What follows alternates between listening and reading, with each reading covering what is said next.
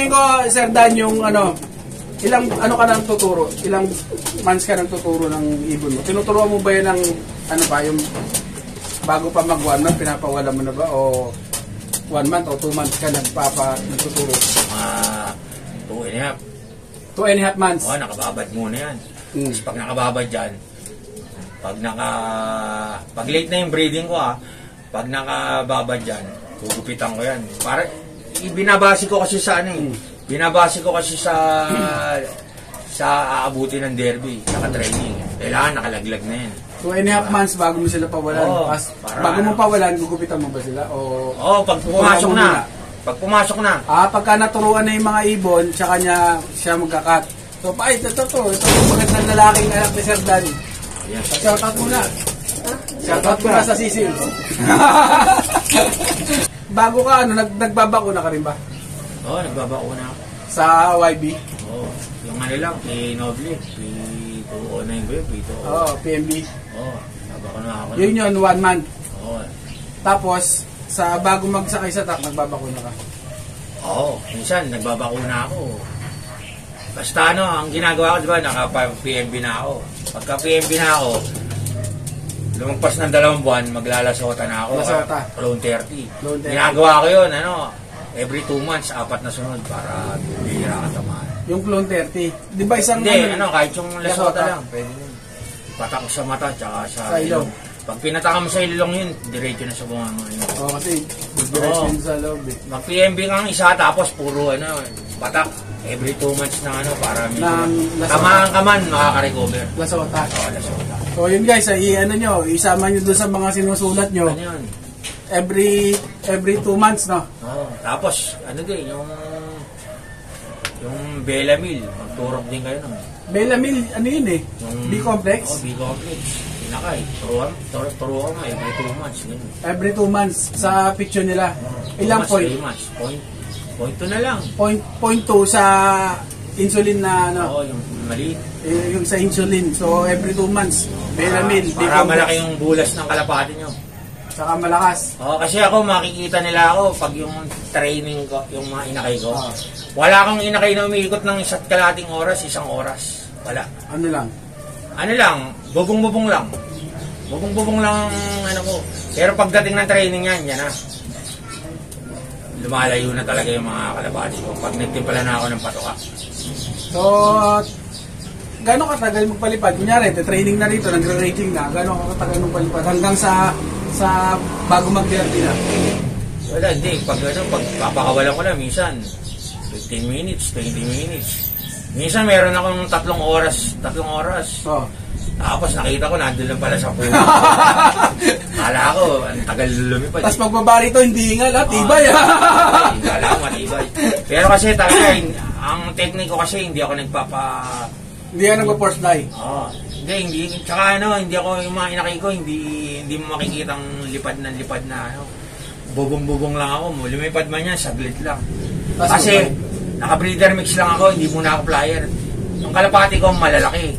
Kasi pag yung mga inakay pa lang, matitindi ng Romonda, nag-ano na yan yung muscle nila na-develop na nagka-muscle na sila. So ikaw dinadahan-dahan mo? Wala, kumbaga sa bodybuilder, mataba ka, tapos dahan-dahan lang ang buhat, hindi mo titirahin. Tsaka hindi ako yung mga force fly. Force fly. Kasi pag yung kondisyon ng ibon mo, saka mo na makikita ngayon. Sila kusang lilipad na? Kusang lipad yung kalapati ko. Minsan nga, sila tos na tos, ako hindi nagtotos. Hindi nga nakikita ko sa post mo. Depende kasi yun Kasi tatanungin ko lang yung, ano ba gusto mo? Maglalap winner tayo. Kasi karamihan ng nagtotos, lap winner ang habol. Ganun sa location natin, pinakamahirap Okay, so yung lugar mga martida tayo sa North and South Carolina. 121 tayo. Nasa malapit sa Bulacan tayo, pero yung location natin bali. Ang BNS lang natin dito is smash. Karamihan na nag-smash dito yung mga solo winner yun. Kasi dito dadaan sa So yun, nagtotos ka ba ng pagka-derby na? Nakikita ko to lagi kasi nagpo-post hindi na siya nagtotos, walang tostos. Palakasin na lang yung ibon dito o ipahinga yung ibon. Hindi, depende nga sa sitwasyon. Depende kung kailangan ito. Kailangan ito. Pero kadalasan pag derby na, Lalo na, third lap na, hindi na ako nagtotos. Pero pag yung location ko maganda, tapos butas si ibong ko, totos ko ng totos yan. Hangabon mo kasi. Oo, pero pag super set ang labanan ko, matipid ako magtos. Mabagal ang ibong ko, pero ano, kaya kadalasan lahat ng mga tinuturuan ko, super set. Super set winner. Minsan nagsosolo winner. Nagwi-widowhood ka ba, bro? Minsan, nilalagyan ko lang ng paso. Sama-sama lang sila dito. Nilalagyan kong paso. Depende sa ano. Kasi kahit anong widowhood mo dito, mahirap ang location eh. Pero hindi kagaya ng Valenzuela, halimbawa, Parañaque ka. maganda location nila. Maganda location nila. Sa atin kasi 121, alam na natin yan. Alam na mga pansier kung ano yung location natin. Nakakaramihan sa mga big tech, tsaka yung mga ano talaga, nasa Valenzuela, Tondo, Parañaque. mga magandang lugar sa pagkakalapag. Ito, mga sinusumpang lugar to, yung salap.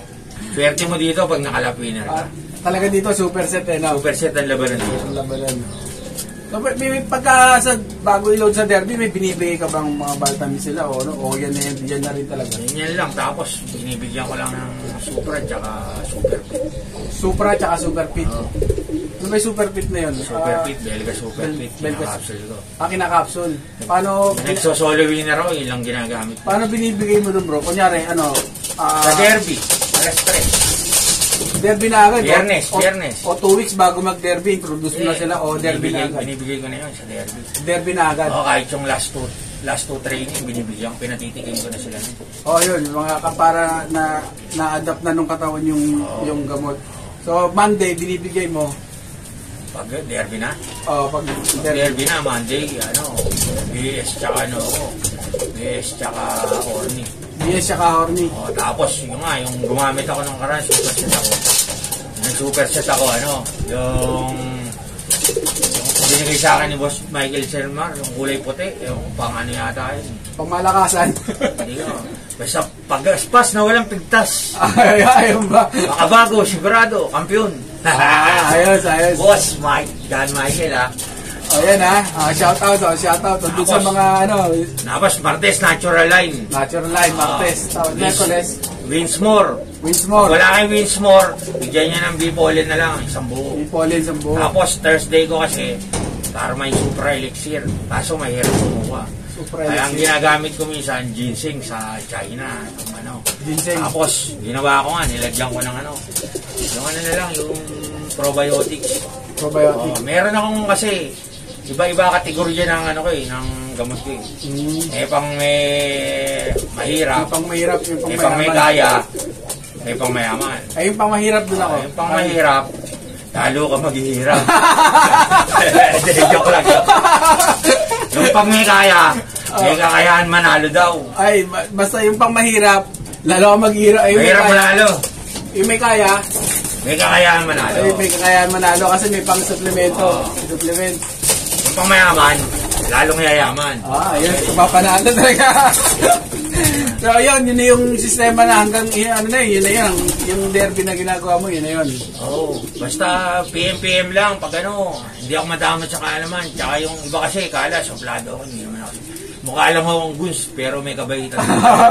So, magandang lalaki, tsaka magaling sumayaw to si Sir Dan. Yung dancer ka no? Dati yun bata pa ako nun 18, pa lang ako nun, 16 ngayon, 25 na ako. Pero makikita niyo pa rin, alam mo naman kasi pagka mga dancer makikita mo kahit na medyo nagkaedad na masakit ang tuhod, magaling pa rin sumayaw. Makikita mo sa TikTok yung mga yun, si Sir Dan. So, yun guys, ano pa ba? Meron pa ba akong nakalimutan yung tanong, Sir Dan? Yung Gcash number ko, tatanong mo uli. Hindi, meron akong kaya pumunta ako dito. So, marami na akong bloodline na mga ibon, tsaka yung ibon ko, proven din naman. Nag-import din ako ng mga ibon, una 6. Tapos nag-import ulit ako 10. So, meron akong gustong kunin dito na bloodline kay Sir Dan. So, baka mapagbigyan tayo. Kukuha tayo. Sir Dan, gusto ko kasi kumuha ng mo What's up mga kaibon?